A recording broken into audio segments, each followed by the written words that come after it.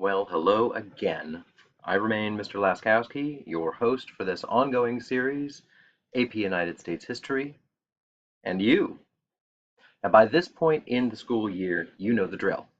I'll do my best to guide you through the material, while your task, should you choose to accept it, and you must accept it, is to monotask and take great notes on this presentation. You can watch it once, you can watch it twice, you can watch it at 1.5 speed or in super slow-mo, it doesn't matter. Just make sure that you master the material so you can because you can be assured that it will show up on your test, which is fast approaching. As always, the better your notes, the deeper your understanding. And the deeper your understanding, the greater the likelihood that you'll earn an A in this class and a 5 on the AP exam, or perhaps both. So keep your eyes on that prize and keep your pencil sharpened. Now let's get into it. Conflicts out west. When we look at today's map of the contiguous United States, we can convince ourselves that the addition of new states in the western area was an orderly and peaceful process. Even the shapes of the states seem to suggest a sort of plan or a system.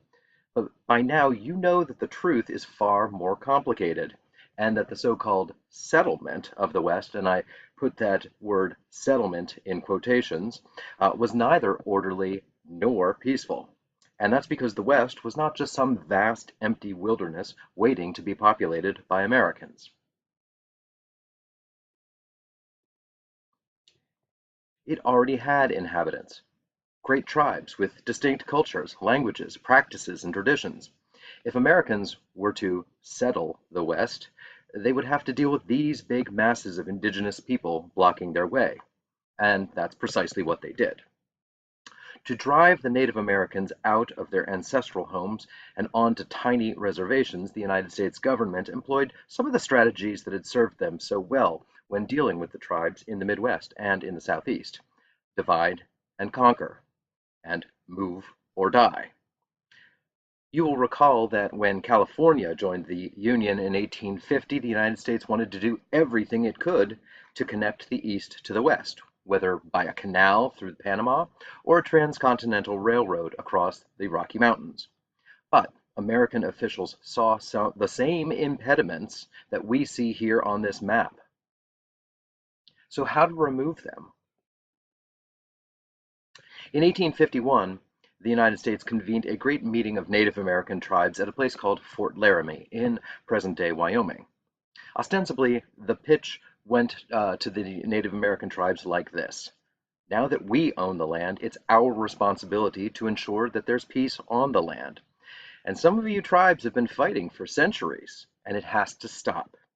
So the best way to do this is to split up the land and have each tribe stay concentrated in its own area, in one area like we see on this map right here.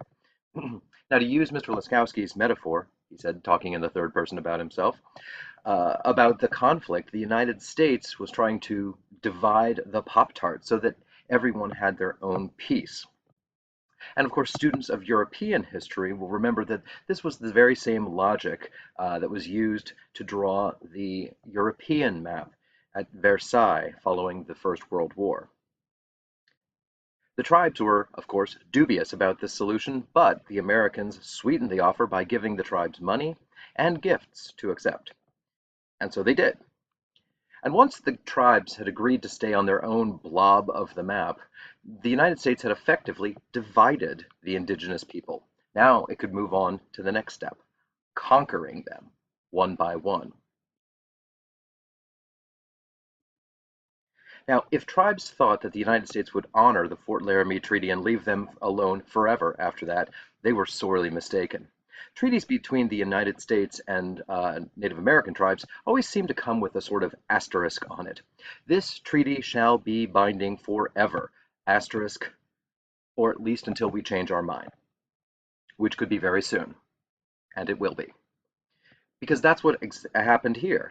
If you take a look at the original lands granted to the Sioux tribe, this big mustardy blob on your screen, Once American settlers and ranchers or explorers decided that they actually wanted to claim land inside the blob, the United States military was there to support them, and diplomats came in to negotiate new treaties, which were often called minority treaties, which were agreements between the United States and a tiny fraction of the larger tribe, who were essentially paid off to sell out the rest of the tribe.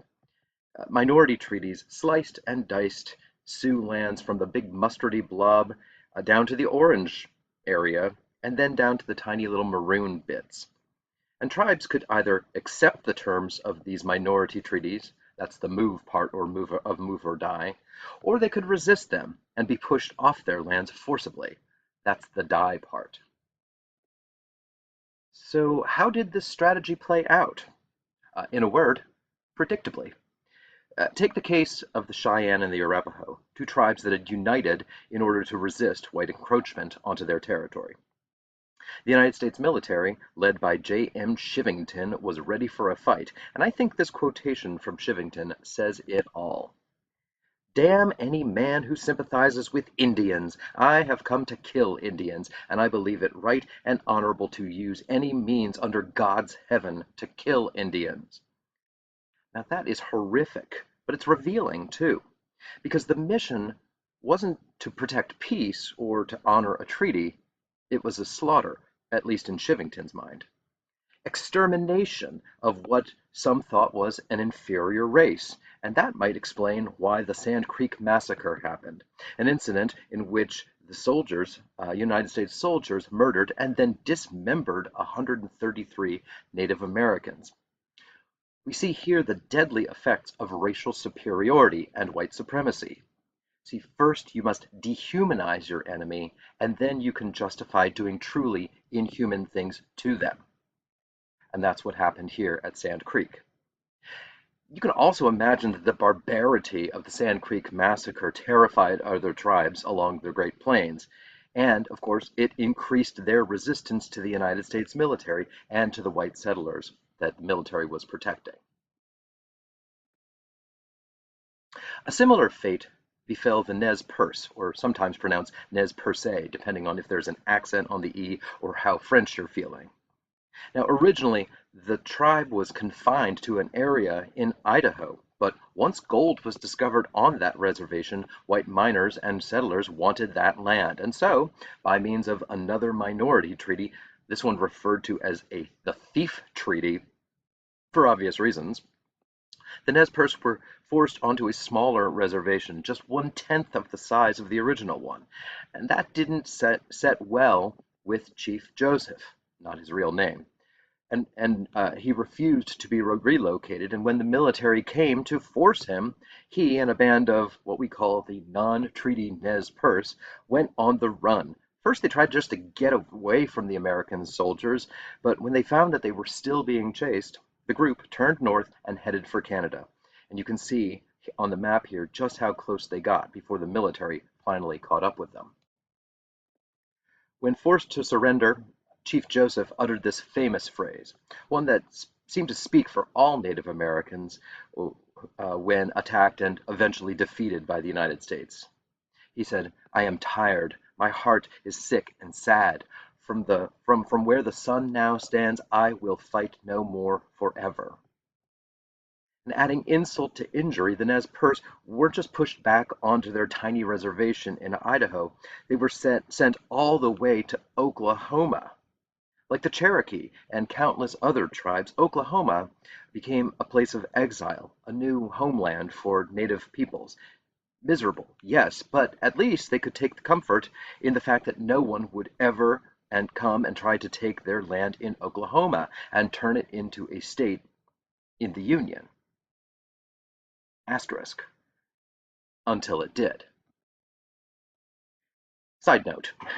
For many years, the tagline on Oklahoma license plates was Native America, which seems like it's honoring the number of native tribes who were forcibly relocated here, and yet kind of serves as a reminder that even this haven for indigenous people was now part of the United States.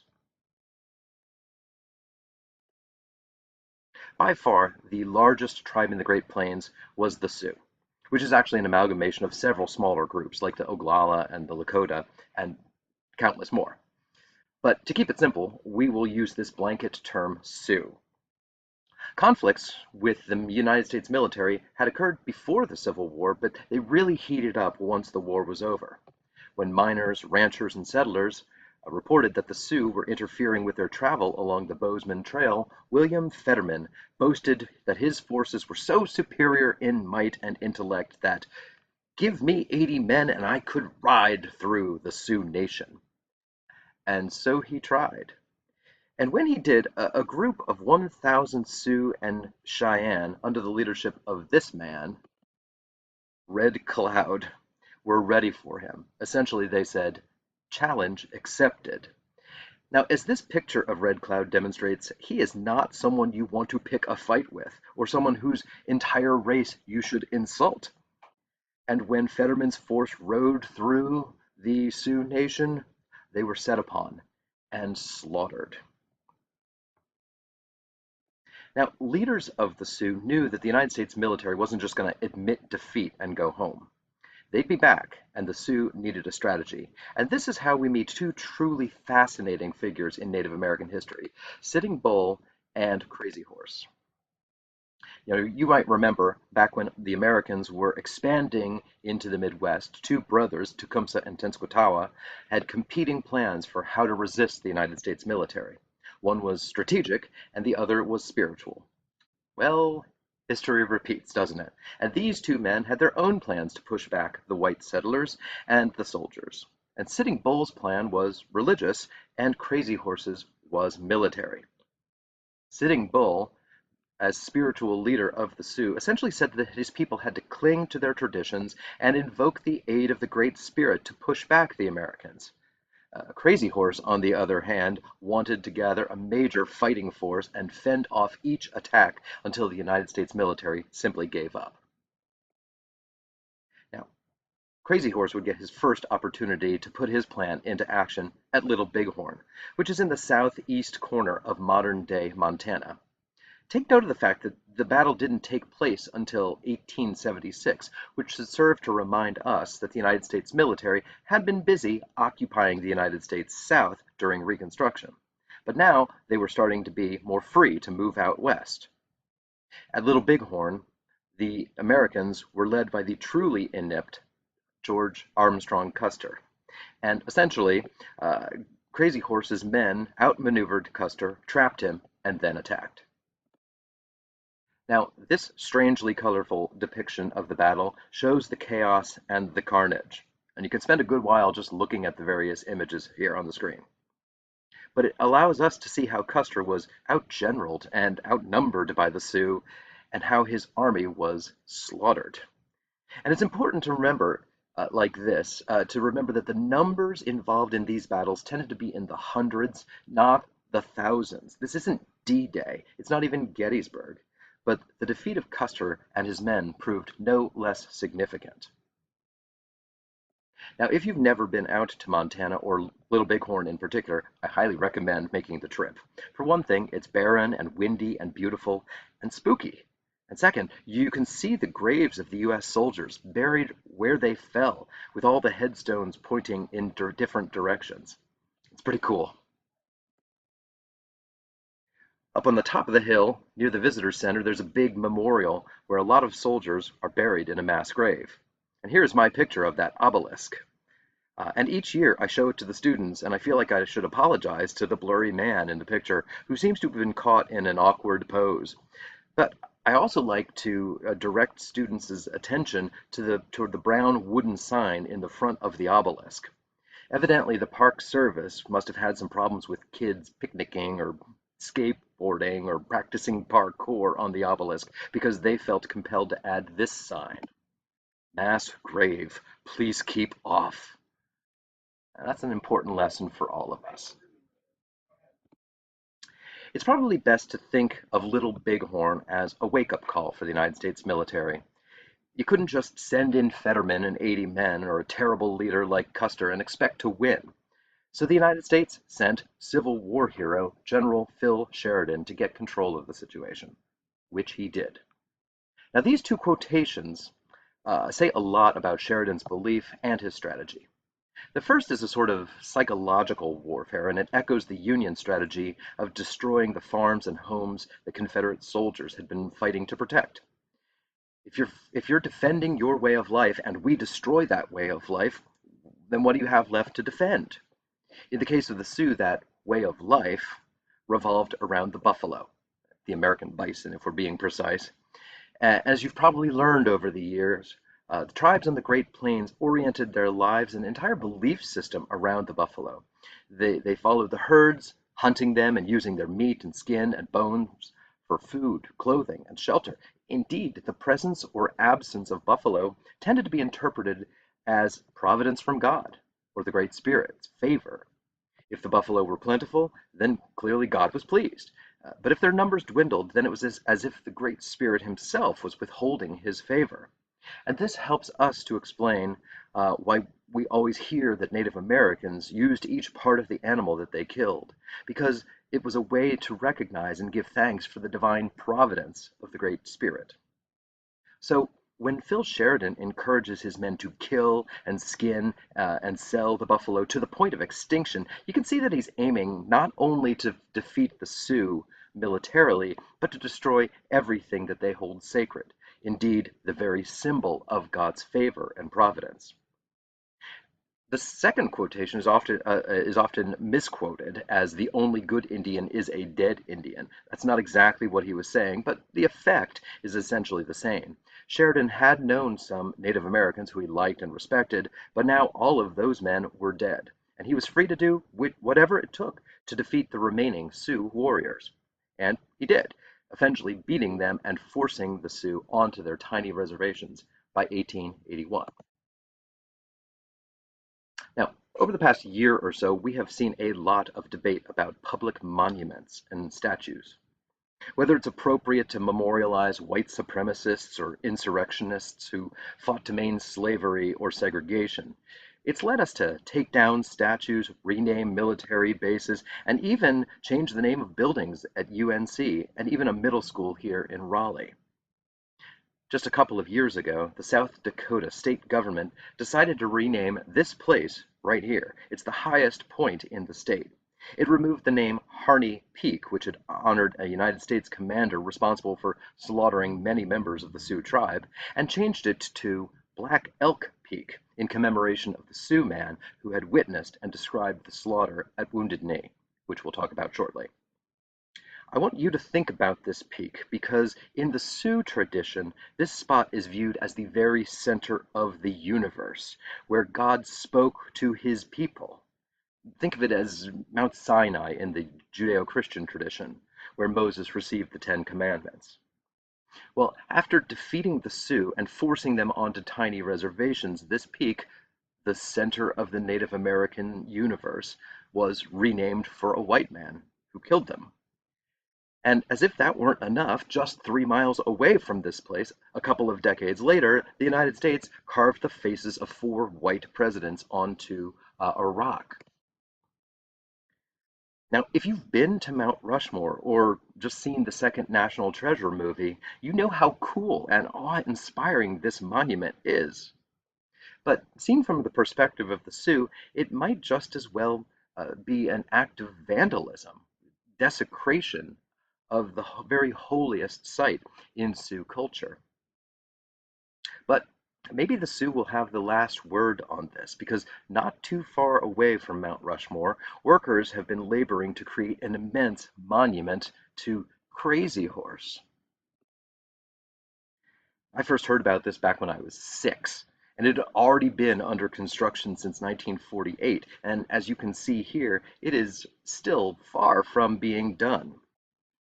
And who knows if you or your kids or your grandchildren will ever live to see this monument finished. But if they do, it will be a defiant response to those faces carved into Mount Rushmore. So what happened to the lives and culture of the tribes of the Great Plains? Well, the reservation system destroyed the practice of following the herds of buffalo because wild animals rarely consult maps about where to migrate. In addition, the total population of the indigenous people dropped dramatically. This is a common trend when Native groups interact with Europeans or Americans, due partially to war and to conflict, but most dramatically because of disease. This explains why Native populations were reduced by up to 90% along the East Coast after contact with Europeans, and that 90% figure also aligns with the death rates of Native Hawaiians, Mesoamerican tribes, and the indigenous people across much of North America. Add to that the extermination of the buffalo population, and you can see why Native Americans began to question whether or not they still had the blessing and favor of the Great Spirit. Truly, the native way of life was being systematically dismantled, both practices and beliefs. But the situation was about to get even more desperate. The Dawes Severalty Act of 1887, on the surface of it, seemed like a benevolent move by the United States government. It offered free land and protection for any Native American who would willingly separate themselves from the tribe and act as farmers and arrange themselves into family units. But this could also be seen as the final act of dividing and conquering. And many Native Americans were so panicked about this that they wondered how they could resist, if they should resist, and when they should resist. Enter Wovoka, who was a mystic, a prophet, a spiritual leader, much like Sitting Bull or Tenskwatawa before him. Wovoka had a vision. It was a message from the Great Spirit that called all Native American people together to unite in a ritualistic dance called the Ghost Dance. Now, Wovoka believed that if people stomped on the ground, their vibrations would shake loose the bones of their dead ancestors and the bones of the buffalo who had also been slaughtered. The favor of the Great Spirit would return and put muscles and skin on their dead ancestors and buffalo and breathe life into them.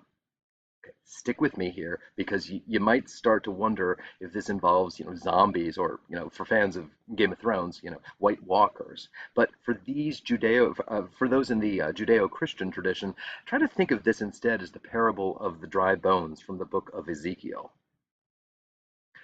With the return of these dead ancestors, Native peoples would be able to outnumber and overrun the American soldiers, pushing them back east, maybe all the way back into the ocean. Now, surely the soldiers would resist, but that's why the indigenous people would wear special prayer shirts that would essentially serve as armor and protect them from American bullets. Is any of this realistic or practical? No, but it doesn't matter because, as we've seen time and time again in American history and world history, people often call on God to intervene precisely when there is no realistic or practical hope. When the natural fails, call on the supernatural. And that's exactly what Wovoka did, and the participants of the Ghost Dance believed it too. Now, side note, if I were describing this in class, I'd be encouraging everyone in the room to stomp the floor of the classroom ritualistically, to see if we could raise the dead.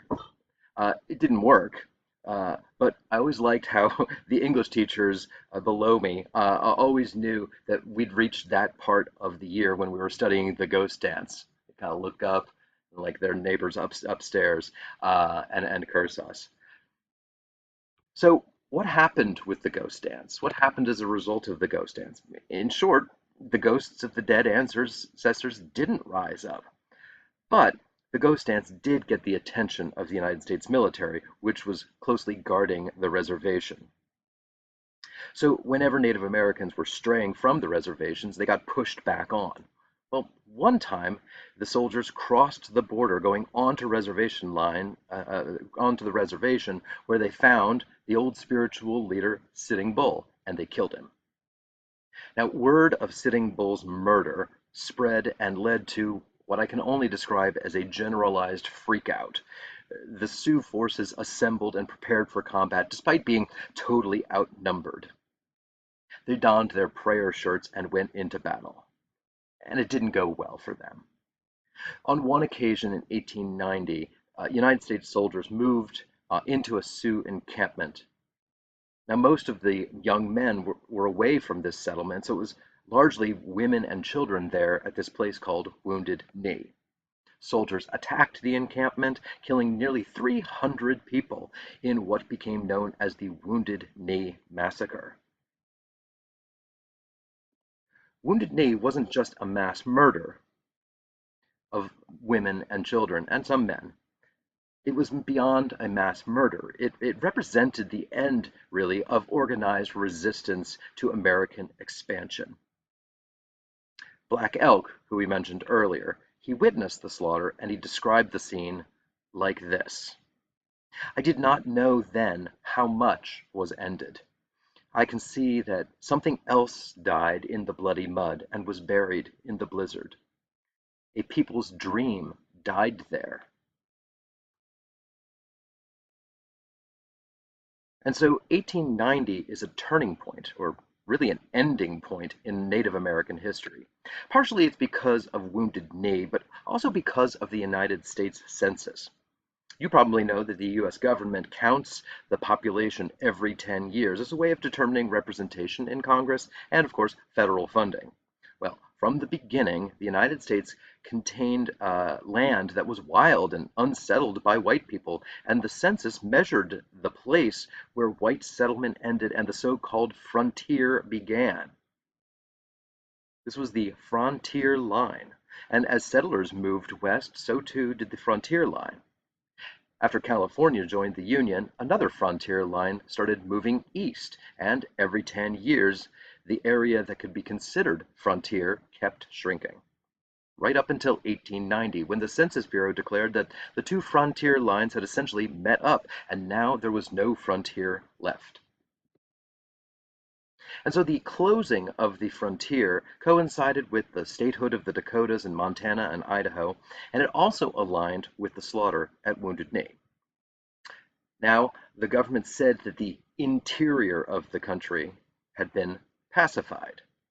In other words, organized Native American resistance had come to an end. So, who cares when eras begin or end? Well, historians, of course. And let me introduce you to one of the first great American historians, Frederick Jackson Turner. Turner wrote the so-called frontier thesis, or Turner thesis, just 3 years after Wounded Knee. Just 3 years. He wrote that the closing of the American frontier in 1890 brought to an end the first great chapter in American history. The tale of settlement had always included a Wild West to which people could escape. Indeed, Turner claimed that the frontier had always served as a sort of safety valve for American settlements in the East. If cities got too big or overcrowded, tensions could bubble up and lead to violence and revolution. But the frontier meant that people could always go out west, relieving the pressure on the cities and the tensions in society. But now that the frontier was closed, so too was that safety valve. How would the United States respond to the pressures that might build up in the cities, say between workers and owners, or longtime citizens and immigrants, or between the different races? It's a great question. And as we will see, the answer to that question will involve two different strategies that we'll look at in future chapters. One, reduce the pressure on the cities by reforming society as part of the progressive era.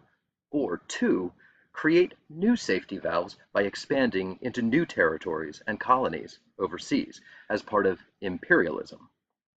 But one thing is certain, 1890 represents the end of an era, and it also represents the end of this presentation. So thanks for watching, and I'll see you in class.